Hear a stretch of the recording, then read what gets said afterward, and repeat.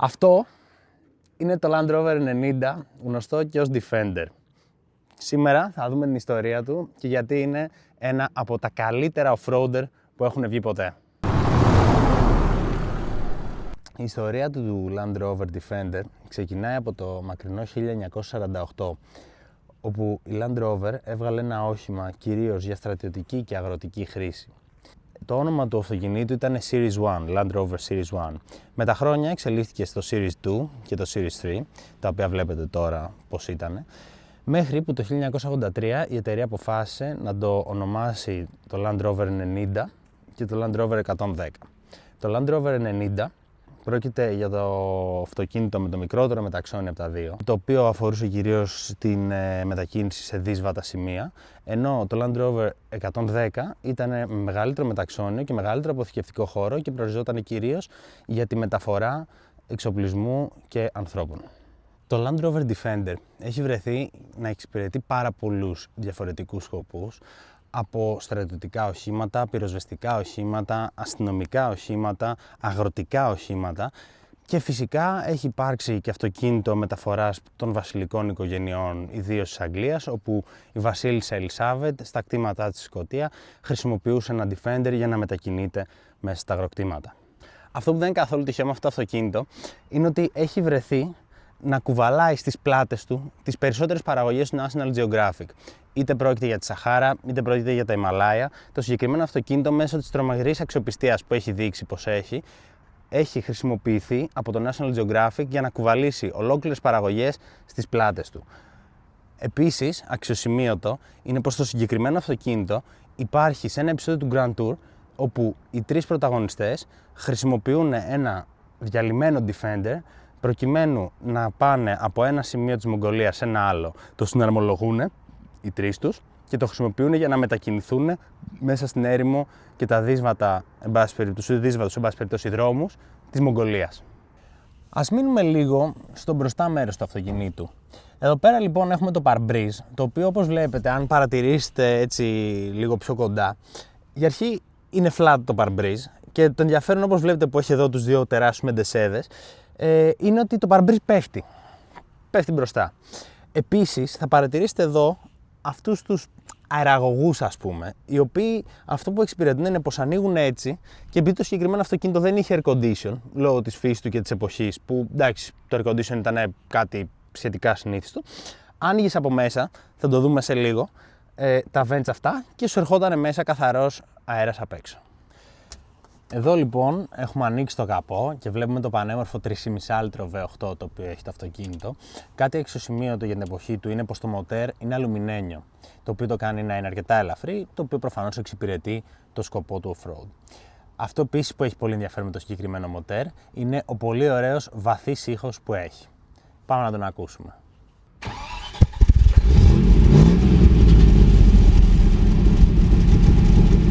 Γενικότερα, ένα επίσης ενδιαφέρον χαρακτηριστικό που έχει το Land Rover Defender είναι το γεγονός ότι οι σχεδιαστές έχουν επιλέξει όλοι οι μεντεσέδες, είτε πρόκειται για το parabrise, είτε πρόκειται για το καπό, είτε πρόκειται για τις πόρτες, να είναι εξωτερικοί. Δεν υπάρχουν κρυφοί μεντεσέδες. Όλοι οι μεντεσέδες είναι εξωτερικοί.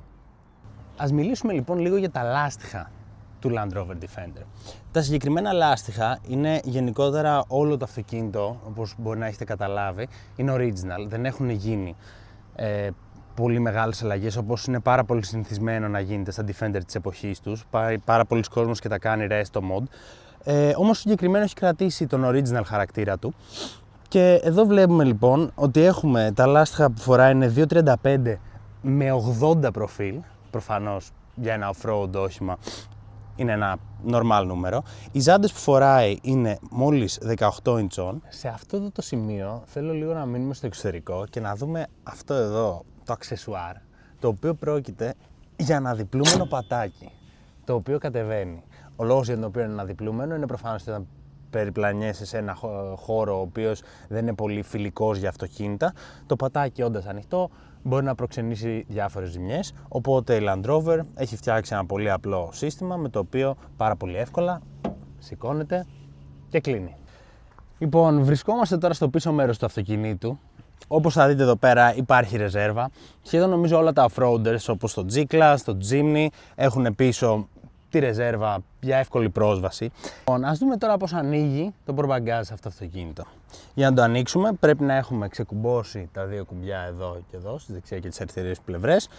Λοιπόν, εδώ πέρα έχει το φερμουάρ το οποίο επίσης πρέπει να έχει σηκωθεί. Σηκώνουμε λίγο την κουκούλα.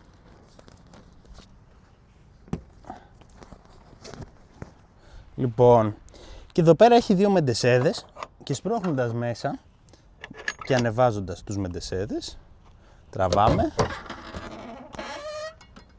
και ανοίγει το portbagage του Land Rover Defender. Βρισκόμαστε τώρα στον πίσω χώρο του Defender, στην καρότσα τη λεγόμενη. Λοιπόν, εδώ πέρα ο ιδιοκτήτης αυτού του αυτοκινήτου έχει βάλει δύο πάρα πολύ όμορφα μαξιλάρια τα οποία λειτουργούν σαν πάγκι προκειμένου να κάθεται κόσμος. Εδώ πέρα, όπως βλέπετε, υπάρχει άπειρος χώρος στο portbagage και για μεταφορά κόσμου και για μεταφορά οποιοδήποτε πράγματος μπορεί να χωρέσει ο νου σας. Γιατί εντάξει, όπως σας είπα και στην αρχή, το συγκεκριμένο αυτοκίνητο φτιάχτηκε προκειμένου να κουβαλάει εξοπλισμό και ανθρώπους.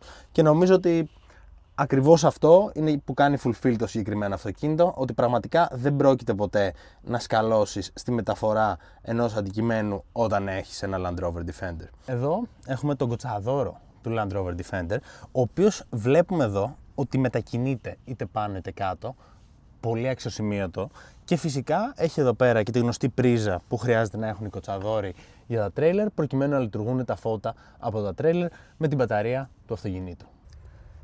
Πάμε λοιπόν να μιλήσουμε τώρα για το εσωτερικό του Land Rover Defender. Το αυτοκίνητο έχει εδώ πέρα το κλασικό Land Rover τιμόνι της εποχής, το οποίο έχουν νομίζω όλα τα Land Rover. Λοιπόν, μέσα θα βρούμε φυσικά το λευγέ ταχυτήτων, το οποίο έχει ένα 5 σασμάν.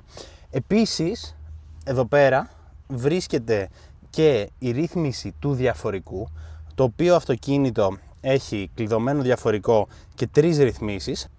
Το χειρόφρενο βρίσκεται εδώ πέρα, δεν θα το κατεβάσω τώρα, αλλά σε λίγο θα ακούσετε τον απίστευτο ήχο χειροφρένου που έχει αυτό το αυτοκίνητο. Ας δούμε λίγο αναλυτικότερα λοιπόν το εσωτερικό του Defender και ας ξεκινήσουμε από τους αεραγωγούς, τους εξωτερικούς που σας έδειξα προηγουμένως, οι οποίοι ανοίγουν με αυτό εδώ το μοχλό, τον οποίο τον κατεβάζει προς τα κάτω, έχει μέσα δοντάκια και τοποθετείται. Λοιπόν, όπως βλέπετε τώρα, οι αεραγωγοί έχουν ανοίξει και αντίστοιχα οι αεραγωγοί κλείνουν όταν δεν θέλεις να έχεις ανοιχτούς αεραγωγούς. Εδώ η πηγή η οποία έχει το αυτοκίνητο δεν είναι η original πηγή, πρόκειται για ένα Blaupunkt στέρεο, το οποίο όμως δένει πάρα πολύ όμορφα με το εσωτερικό, και εδώ πέρα στην τοποθέτηση της κασέτας έχει θήκη για SD card, USB και auxiliary για να είναι up to date με όλα τα μοντέρνα standards. Έχουμε το ταμπλό με τα όργανα, το οποίο έχει το ταχύμετρο, το χιλιομετρητή, την ένδειξη καυσίμου, την ένδειξη θερμοκρασίας του κινητήρα. Έχει όμως και στην άκρη εδώ πέρα μία ένδειξη για τη χωρητικότητα της μπαταρίας. Βλέπουμε όλες τις ενδείξεις τις οποίες έχει το αυτοκίνητο, όπως έχουν σε όλα τα αυτοκίνητα, περιζώνης, χειρόφρενου, και φυσικά εδώ πέρα έχουμε και τις διάφορες λειτουργίες του αυτοκινήτου, οι οποίες ανάβουν αν χρησιμοποιούνται. Βλέπουμε τη μίζα, στην οποία όμως δίπλα βλέπουμε το κουμπί για τα εσωτερικά φώτα και φυσικά το κουμπί για τα αλάρμ. Το συγκεκριμένο αυτοκίνητο επίσης αξίζει να αναφέρω πως έφερε το ίδιο ακριβώς ρολόι με τα Range Rover. Ένα τελευταίο κομμάτι από Land Rover Defender Trivia που θα σας πω για το εσωτερικό του Land Rover Defender είναι το γεγονός πως η μπαταρία βρίσκεται σε αυτό εδώ το σημείο, που είναι κάτω από το κάθισμα του οδηγού. Ένα πάρα πολύ ασυνήθιστο σημείο να τοποθετηθεί η μπαταρία, το οποίο όμως βγάζει απόλυτο νόημα, γιατί θέλεις η μπαταρία να είναι προστατευμένη εφόσον το αυτοκίνητο περνάει μέσα από δύσβατα σημεία, τα οποία μπορεί να έχουν νερό και τα οποία μπορεί να προκαλέσουν φερειπίν κάποιο βραχικύκλωμα ή γενικότερα να δημιουργήσουν πρόβλημα στα ηλεκτρικά του αυτοκινήτου. Οπότε, να πούμε ένα συγχαρητήρια στη Land Rover, η οποία έχει τοποθετήσει πάρα πολύ σωστά και πάρα πολύ έξυπνα και πάρα πολύ ασυνήθιστα την μπαταρία του Land Rover Defender. Αυτά λοιπόν είναι τα πράγματα στο εσωτερικό και το εξωτερικό του Land Rover Defender που τα κάνουμε μοναδικά. Πάμε λοιπόν τώρα να το οδηγήσουμε. Οδηγάμε λοιπόν τώρα το Land Rover Defender 90. Σε γενικές γραμμές έχει πάρα πολύ πλάκα. Εντάξει, δεν είναι ένα άνετο αυτοκίνητο πόλης σε καμία περίπτωση. Ωστόσο σίγουρα κάνει deliver σε off-road, δηλαδή και προκειμένου να πάμε στο σημείο από το οποίο φιλμάραμε το βίντεο που είδατε προηγουμένως, ανεβήκαμε βράχια και το αυτοκίνητο, πραγματικά σας μιλάω, δεν σκάλωσε ούτε λίγο. Επίσης αρκετά ενδιαφέρον είναι το γεγονός ότι ο λευγές του είναι σαν λευγές κανονικού αυτοκινήτου. Δεν το νιώθεις τόσο διαφορετικό, δεν έχει τόσο μεγάλη διαδρομή στις ταχύτητες όπως έχουν άλλα παλαιότερα αυτοκίνητα της εποχής εκείνης. Αυτή τη στιγμή είμαστε με Τρίτη, το αυτοκίνητο ροπιάζει κανονικότατα εδώ πέρα, είμαστε σε ανηφόρα και ροπιάζει πάρα πολύ καλά.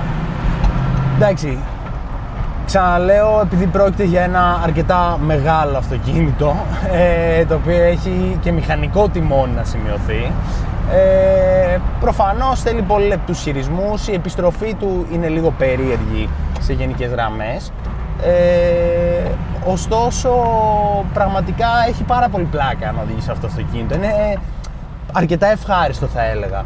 Δεν είναι με τον ίδιο τρόπο που είναι ευχάριστο ένα sport cabrio αυτοκίνητο, ένα κουπέ, δηλαδή πραγματικά νιώθεις ότι οδηγείς έτσι ένα λίγο πιο ανθρώπινο φορτηγό, ένα λίγο πιο έτσι απλό φορτηγό.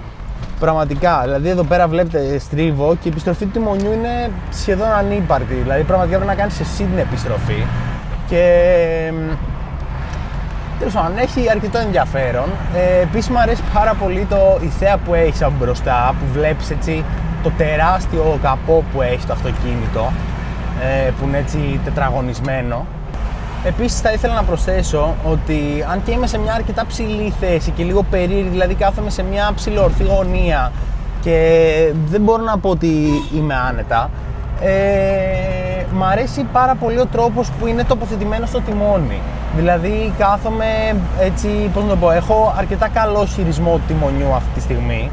Δεν με δυσκολεύει καθόλου το να το γυρίσω και γενικότερα να έχω έτσι την επαφή που πρέπει να έχω με το τιμόνι. Αυτά λοιπόν έχω να πω για το Land Rover Defender. Γενικότερα είναι ένα πάρα πολύ ωραίο αυτοκίνητο, πραγματικά πάρα πολύ ευχάριστο, το οποίο για οποιονδήποτε έχει ανάγκη να έχει ένα off-roader, αν μπορεί να σηκώσει το κόστος ενός 3,5 λίτρου V8, πραγματικά μπορώ να πω ότι είναι ένα αυτοκίνητο που αξίζει. Παρά το γεγονός ότι αυτή τη στιγμή δεν το έχω χρησιμοποιήσει καθόλου σε off-road για να έχω εγώ εικόνα σαν οδηγός πως είναι, γνωρίζοντας τη φήμη που έχει, γνωρίζοντας τον ιδιοκτήτη και τη χρήση που του έχει κάνει και το γεγονός ότι αυτό το αυτοκίνητο έχει πάει παντού, μπορώ να σας πω ότι πραγματικά είναι ένα από τα καλύτερα off-road οχήματα που έχουν βγει ποτέ.